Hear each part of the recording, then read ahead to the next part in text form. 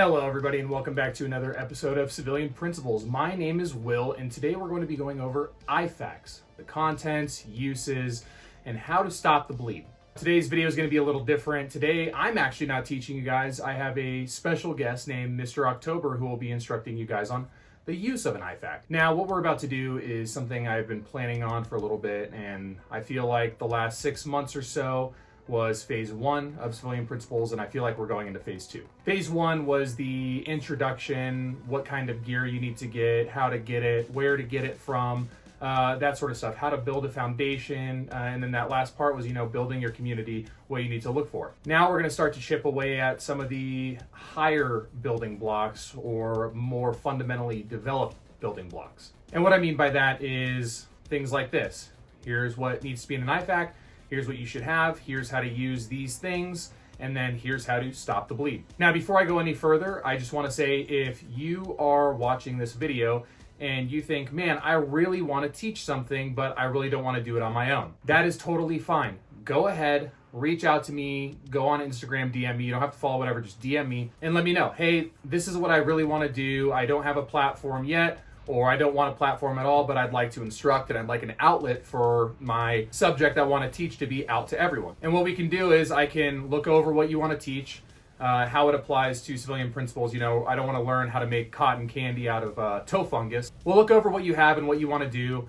You can record the whole thing, you can send it to me, I'll do all the editing you want, or if you want to do it yourself and just say, hey, publish it on your channel, by all means. But again, a part of this whole community building thing that we're trying to do is getting a community together. One of the things I talked about was having a medic. Lo and behold, we have Mr. October. So a little while ago, I reached out to Mr. October and I said, hey, really want to do some sort of medical stuff for the channel. Would you be willing to maybe record yourself, explain something, whatever. I essentially gave him the reins. Do whatever you want, and I will put it on the channel. And a month later, he sends it, hey, I'm done. Sends me a link, and what you guys are about to see is what he sent me. I didn't do any sort of editing whatsoever with what you guys are about to see. He did that all on his own.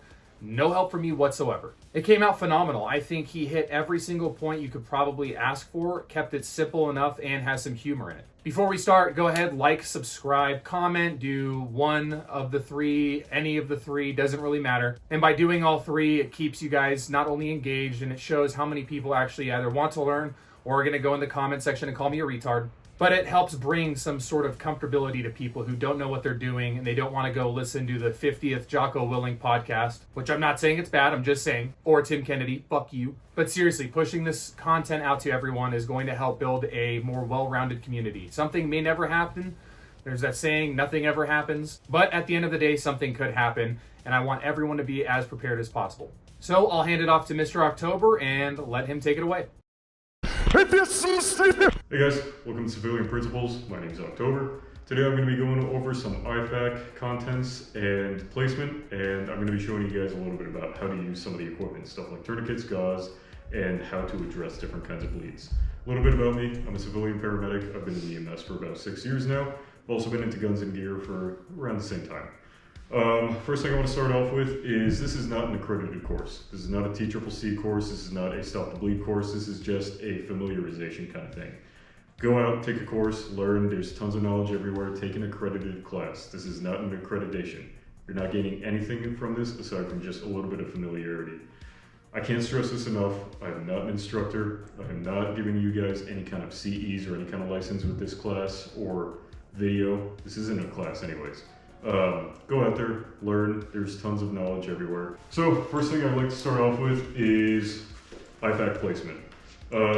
First things first, you gotta be in a group. No one's gonna lone wolf through the end times. Get some people who are level-headed just like you, because we're all totally normal people, 100%. Get some people who think alike. Some people who have the same goals, ambitions, morals, stuff like that. Get together, make a group, train together, be prepared together. Now, with each group, you should develop your own SOPs with your uniform. Figure out where your IFAK is. Everybody should have a uniform place where your IFAK is. One person shouldn't have it on their back, another person should have it on their side, another person has it on their belt, another person has it in their car. Everybody in your group needs to have it in the same place, should be easily identifiable, and the content should be pretty similar. Everybody should have the exact same stuff to a minimum. So for my group, where we have our setup, we got two. We got one on our belt right here at the 6 o'clock, and we've got a dangler right here on the 12 o'clock. That's just where we run ours. We've got the placement, we've got the real estate. That's how we like it. That's what we do. Next, I'm gonna be going over what each piece of equipment that we have in, this is just my IFAK, what I have in my IFAKs, and I'm gonna show you guys where to get them, how to use them. First things first, like I said, every group has different things in all of their IFAKs. This is what my group has. The way that I have mine set up right here on the very front pouch, I've got some gloves.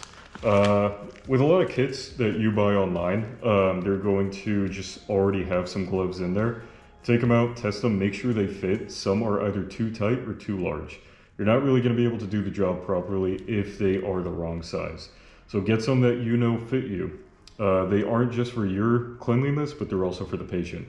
Obviously, let's say if you're out in the dirt, in the jungle, it's not going to be a very sterile environment, but do what you can if time allows to try and be as clean as possible, try and prevent as much infection. Next, in this zipper, I've got North American Rescue gauze. So every piece of equipment that I have in my IFAK, it's all North American Rescue. Reason is, this stuff's tried and true. It's been shown and proven to work time and time again. This is all I carry. Now I'm gonna go over each piece and show you what it looks like. Right here, this trauma dressing, the way it works is it's got the pretty big absorbent part first that you put on the actual wound, and then it's got some elastic part that you just wrap around to create pressure. These are very, very good. They do a really good job at stopping a lot of bleeds. I would highly recommend you guys get something that's a little bigger, something like the 6-inch. They do come in, I believe, 4, 3, and 6-inch width. Next, right here, this is the rolled gauze. This is just some very tightly packed gauze, as you can see right here by the side. Pretty much used for just wrapping wounds. These look very tiny, but there's a lot of gauze in here.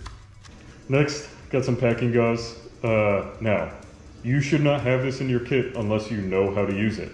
Now, I know what you're gonna say. Oh, but I don't know how to use it, but I still want it. Then go learn how to use it.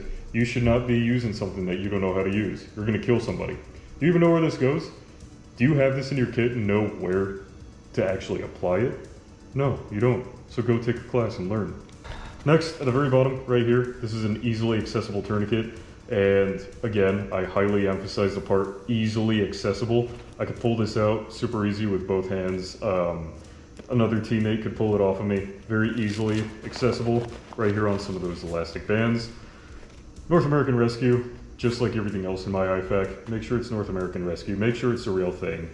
Amazon sells North American Rescue per, just what they say. However, it's been pretty apparent that there's a lot of times where they say something is whatever they're actually selling, but it's just a knockoff. I would go straight from the source, straight from North American Rescue, buy there, that's where I buy. So first thing I'm gonna pull out of my IFAK right here is chest seals. Now, these are kind of a controversial subject. You should not be using, just like with anything else in your kit, anything from medical to combat, you should not be using something unless you know how to use it. Chest seals, if done improperly, can cause a tension pneumothorax. If you don't know what a pneumothorax is, you shouldn't be carrying this. So, although this is a controversial topic, I have the space for it. I'm still gonna carry it because I have the space and I have the room and I've got plenty of these. I know when to actually use one. I know what to look for, so that's why I have this with me. Next, I carry that 6-inch gauze that I was telling you about. Pretty good stuff, doesn't take up very much space. Couple more roller gauze, and last but not least, wound packing gauze. You need to know how to use this. Hey guys, Retrospect October here. Probably wondering, who the heck is Retrospect October? Well, Retrospect October is the guy who shows up when you realize, oops, forgot to go over trauma assessments in the video that I recorded. So what I'm going to do with this video, this portion real quick, I'm going to go over a proper trauma assessment and what I as a paramedic do with my trauma assessments. So a trauma assessment is when you are going from head to toe with a patient and you are assessing for any kind of obvious signs of injury.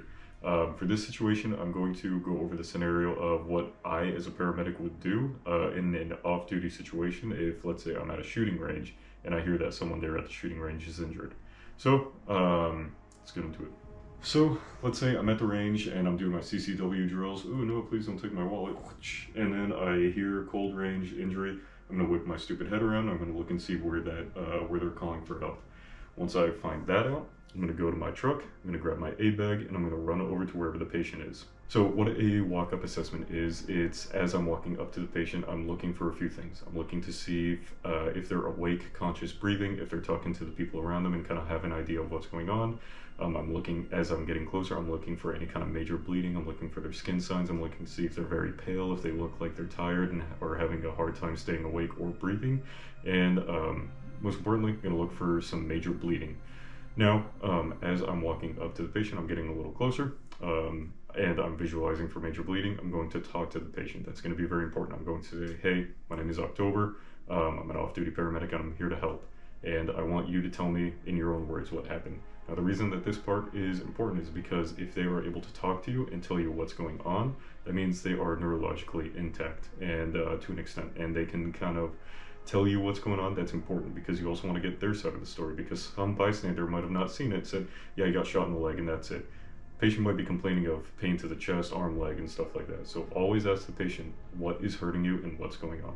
Now, before getting to any kind of assessment, one thing I do need to talk about is spinal stabilization. Now, with a gunshot wound, obviously bullets travel, so if there's a clean through and through, or if the bullet's still stuck in there and there's any kind of injury to the spinal cord and you sever it or you damage it in any way, that can lead to either paralysis or death. So the best thing to do is leave the patient still, on their back if possible. Only move them if there is an immediate life threat like a fire or anything like that. Now, before moving into the next segment, what I'd like to talk about is with a lot of these pre-assembled IFAKs, they give you black nitrile gloves. I don't really like using those. I like these ones, the lighter colored ones. The reason I like these is because when I'm about to go over with the assessment, you're going to want to get hands on, you're going to want to feel for injuries, and you're going to want to feel for wet spots. Now with the wet spots, you're feeling for blood, obviously. If I feel a wet spot, I'm going to pull my hand back and I'm going to look. Okay, there's blood on here. That means that there's either an injury here, or if it's pulling up and leaking down, that means there's an injury nearby. So try to get some of these, just light colored gloves, nitrile gloves. They work great. As you make contact with the patient, as you're about to start your assessment, first thing you need to do, tell people, hey, someone call 911 if you haven't already. Then you can start working on the patient. So now I've made contact with my patient, and I'm going to address, let's say for this situation that the patient has a femoral bleed on the mid-femur to the right. What I'm going to do is I'm going to get the patient trauma naked. So you're going to cut off pants and shirt so you could get a proper visual canvas of any kind of injuries. So let's say that the patient has the injury to his right femur. I'm going to, like you're about to see in the next segment of the video, I'm going to get my tourniquet on and I'm going to get some gauze on as well. Now, assuming that the bleed is now controlled, I'm going to start from the head and move my way down to the toes. And I'm going to properly look and feel for any kind of injuries. Now, what I'm going to do is I'm going to start with the head. Now, with the head, I'm looking for a few things. Obviously, looking for a major bleed. But on top of that, I'm also looking for a depressed skull fracture. Now, traumas are not as linear as you might think. It's not just a gunshot wound, you dress it and that's it, they're fixed. There could be secondary injuries. So let's say this guy was hit and he was in pain, fell down to the ground, and he just so happened to fall and hit his head right where a perfect sharp rock was. Now he's got a depressed skull fracture. That's something that you want to... So you're going to do some very light pressure on the head. You're going to feel for some squishy parts of the skull. You're going to feel for what's called crepitus, which is bones grinding against each other. Again, very light pressure. Do not push. From there, you're going to touch the neck. You're going to feel the neck. You're going to palpate it very lightly, and you're going to see if you feel any kind of injury. Same thing, broken bones. From there, I'm going to move on to the shoulders and the arms. I'm going to push down, I'm going to feel. It's very important that you actually get hands-on with the patient, because that way you're able to feel if there's any other sites of bleeding, if there's any kind of injuries or anything like that. You're going to touch every inch you can, from the shoulder all the way down to the fingers. Once I get to the fingers, the way that I in my head say, okay, this side's done, is I say, can you wiggle your fingers? If they can, great. If not, there's probably some kind of spinal issue going on from there. Now, I'm going to move on to the other arm, do the exact same thing. Once that's done, I'm going to move on to the chest. I'm going to ask them, do you feel like you're having a hard time breathing? Do you feel like you can take a full deep breath in? I'm going to push down slightly. I'm going to see if I feel any same thing. If I feel any crepitus, bones grinding against each other. I'm going to go on the abdomen. I'm going to push down lightly on the abdomen. I'm going to see if there's any kind of swelling, if there's any kind of bruising. If it feels very rigid, that could be a sign of an internal bleed. From there, I'm going to feel the sides of the chest. I'm going to feel for any kind of entry or exit wounds. And then I'm going to move down to the hips. I'm going to push into the hips and then push down to see if I feel any kind of instability there, or if I see any kind of blood. And then from there, Patient was hit in the right femur, obviously. So we're gonna reassess the treatment that we did with the tourniquet. We're gonna make sure that it's good and the bleeding is stopped. If it is, cool, continue to move on. Check the rest of the leg, see if you see any other injuries. No other injuries, move on to the other side of the leg. If you don't see anything from there, then you are going to do what's called a log roll. Now I'm going to attach a video of a log roll. Pretty much what it is, you want to check the back of the patient while keeping their neck in line. Remember, try and avoid spinal injuries the best you can. Try and keep their spine as still and straight as possible. I'm going to attach a link to a very good video that's going to show you how to do a C-spine or cervical spine immobilization and a proper assessment of a back injury. Now, you're going to check, you're going to get a visualization, and you're still going to feel. You're going to go all the way from the back of the head down to the hips. From there, move on down to the rest of the legs, see if there's any kind of injury there, address them appropriately. Now, with any kind of cervical spine or any kind of spinal injury, there's not really much you could do aside from just assess and report. You want to let the responding crews know, hey, this is what I found. He says he can't feel his legs, can't feel his toes or whatever. That's something that you want to report. Nothing that you could do out there in the wild. Nothing me as a paramedic could do aside from just, okay, this is something that I got to let the doctors know about on the way to the hospital. So once the arriving crews show up, let them handle it, let them know what you found, and then just stand back. You don't need to get in the way unless they ask you for some further help. That's essentially it with the trauma assessment. Guys, I'm gonna hammer this home and remind you guys, please go get training, please go get classes so you can become an asset, not a liability. I would highly recommend, on top of CPR class, Stop the Bleed class, go to EMT school. My EMT school, when I went to it, it was 6 weeks, 3 times a week, and it was, I think, about 6 to 8 hours a day. Not very much dedication, and you get a lot of hands-on experience. You actually get to see what a lot of these tools that you're going to be using are like. If you choose not to go into EMS, that's fine. You still have this knowledge for if, you know, God forbid, you're out in the wild and then you see some kind of injury or something happen, you have the training and you know what to do. That way you can actually help out instead of just sit there with your hands in your pockets and wait for the professionals to show up.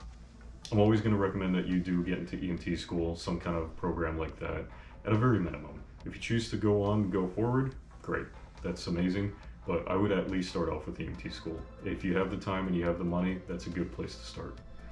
Alright guys, continuing on with the rest of the video. Alright guys, so I'm going to be bringing in my good friend. He's going to help me go over Stop the Bleed stuff and help me show the equipment to you guys and how it works.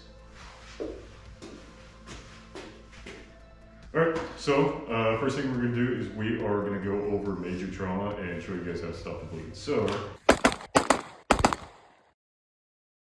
alright guys, so crazy thing just happened. My friend here was cleaning his SIG P320 when it dropped and hit the ground and hit him 6 times in the body. So, wild. We were just talking about how to stop the bleed.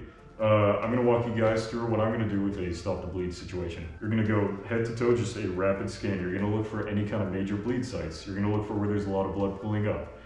Chances are, because if you see blood right away, that's going to be a major bleed that you have to address immediately. So we're going to go from head to toe, and let's say that the first injury I see is going to be right here, mid-femur. So if it looks like it's a major bleed, what you're going to look for any kind of arterial bleed, which is going to be at an artery point, so a femoral and brachial, you're going to look for bright red spurting blood. Best way to tell is you're going to see a lot of blood pulling up pretty quickly. So if he's got a bleed right here, what you're going to do is you're going to try and cut and expose, because you don't want to put a tourniquet on an actual wound. So let's say there's a lot of blood right here, but he's also got another one right here that you're not able to see. So cut and expose, pull clothes off if you have to. If you have shears, cut it all the way up, get him trauma naked.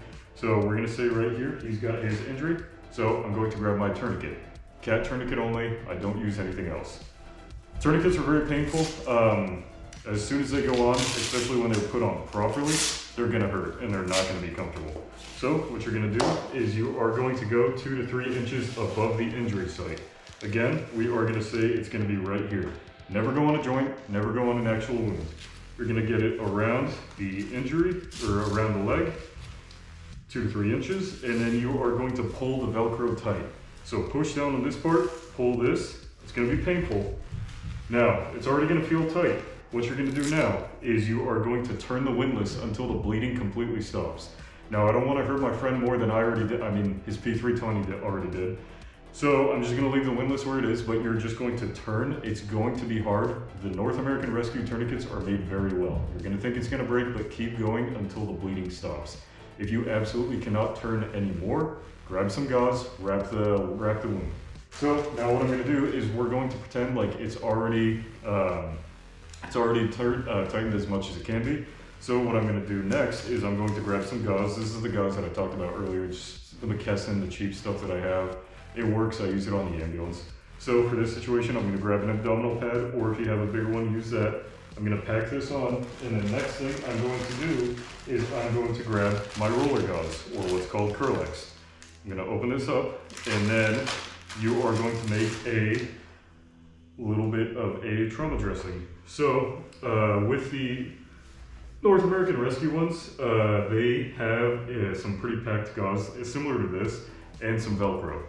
So you are going to wrap around a couple times until you make sure that gauze isn't going anywhere. Once you get over the injury site right here, you're going to twist, go back under, twist, and go back under. Now what that's doing is that's creating some pressure with the gauze just by tightening it. Now I can feel that I'm starting to run out. I'm going to do one more twist right there. And then now I'm going to put a little bit of slack in the gauze, so that way I can tie it off. There we go. I'm not going to tie it all the way, but pretty much just leave a little bit of slack so you can tie the gauze. Pretty much with all my GSW or gunshot wound patients, this is what I do, is I always get the tourniquet and then I try and wrap the wound if time allows. Just because it's going to prevent any kind of future bleeding, or maybe the tourniquet slips a little bit and you start to bleed a little bit. That's at least going to control it while you can tighten the tourniquet, and it can also keep junk out of the wound.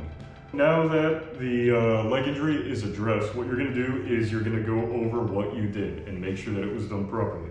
With the tourniquet, like I said, you always want to make sure this is tight. Next, if you have a Sharpie on you, close that time tab, make sure that this windlass doesn't go anywhere. Because if it gets loose, it can spin and you'll lose that pressure that you worked so hard to get.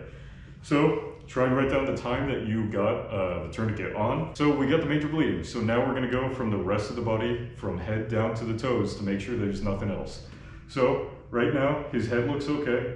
We'll say that he's got another wound to his arm. With the arm, it's going to be the same thing as the leg. Stay off the joints. So I'm going to walk you through what to do if a joint is injured. Now, like I said earlier, you never want to tourniquet on a joint. So we're going to do a hypothetical. Let's say he's hit right here in the elbow. What you're going to do is just the same thing like with the femur. Put on some bulky dressing and then grab your gauze and wrap around until it's tight. If he is hit somewhere mid-forearm, and then when you're going 2 to 3 inches up and above, you're at the elbow. Just go higher than the elbow. Don't go lower, don't go closer to the wound, just go a little higher. All right, so he got a couple rounds to the chest, so what we're gonna do is, like you know, with every single chest injury, the first thing that you're going to reach for is going to be your needle decompression kits. What you're gonna do next is you're gonna put them together, you're gonna move them to the side. You shouldn't have those. You don't know what they are. You don't even know what an intercostal space is. Why do you have those on your kit? Throw them away, go get training. What you're gonna do is, if you got an active bleed, it's gonna be anywhere right here where the plate carrier would cover. You're going to grab this gauze. You're gonna just put the bulky dressing over where he's bleeding from. You're gonna grab some of that roller gauze that I told you about, and you're gonna wrap around the chest, and you're gonna try and apply pressure to it.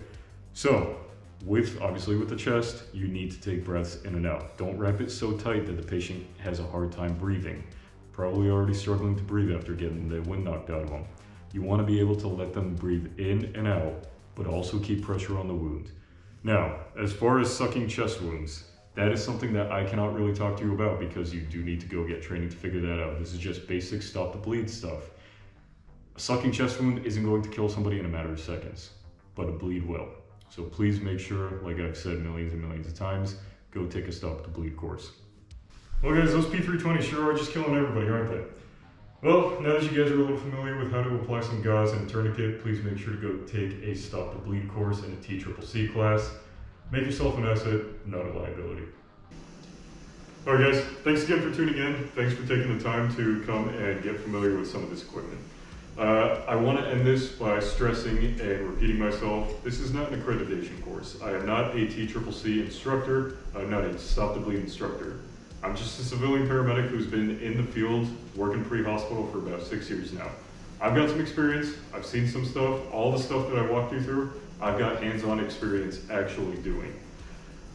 Go take a course. Go actually learn. This is how I was able to do what I do. Just learning online, watching videos and stuff, that's not good enough. Go take a course, go talk to some instructors, go get some sources and make sure they're credible sources. Be an asset and don't be a liability. And one last thing I completely forgot to talk about. Head over to the link tree. You're going to see our Instagram. You'll see this. You'll see a Discord. You'll see a Google Drive that has everything you could possibly need in there, from TMs to FMs to reading material, whatever it is.